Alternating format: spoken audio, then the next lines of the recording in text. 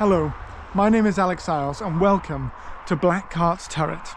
When Hadrian's wall was originally constructed, it didn't actually have forts built into the wall. Instead, it was designed to have a series of mile castles and turrets that would provide the defences for the Roman Empire. Now, those mile castles, as they suggest, are every 1 Roman mile.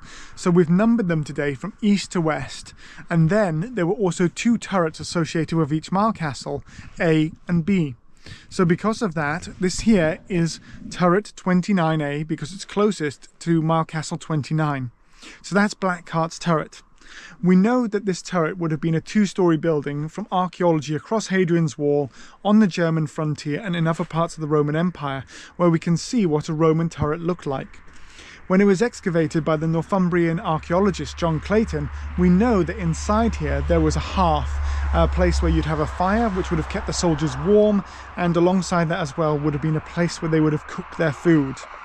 You'd have probably slept downstairs as well to get the benefit of the hearth, and then upstairs would have been the location where the soldiers would have spent most of their time during the day.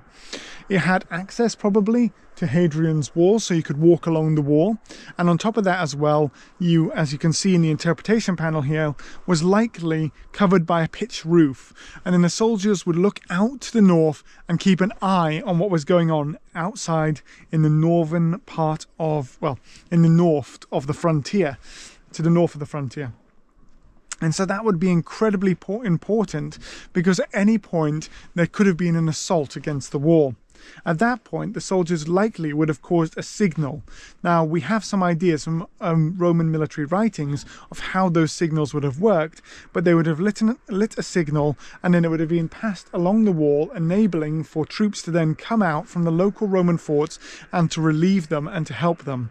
Alongside this as well, the first relief would probably come from a local mile castle.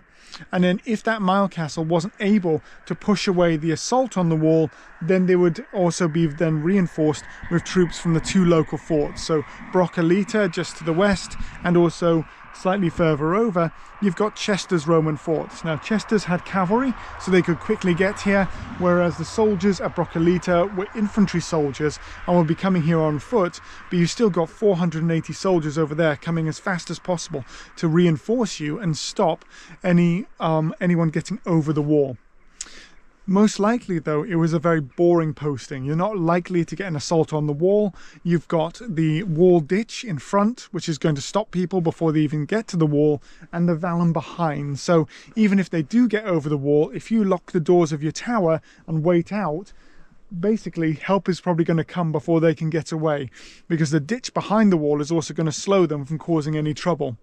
So it's, even though a very boring posting, it's also quite a safe one, and like most soldiering, it's 99% boredom, 1% sheer terror, panic, and what people today would describe as action. So quite an easy one, interesting one to have a look at there. I really hope you've enjoyed my little talk here about Black Cart's turret and about Hadrian's wall and what life would have been like for a soldier sitting inside this turret, waiting for either to be relieved and going back to the mile castle or to the fort, or just living his daily life and waiting for an attack. And it just shows that little bit of life here on the Roman frontier, that little bit of what this soldier signed up for and what it was like here 2,000 years ago. So I've really enjoyed talking to you. I hope you've enjoyed listening, and that you will come back to watch another video shortly. Thank you very much.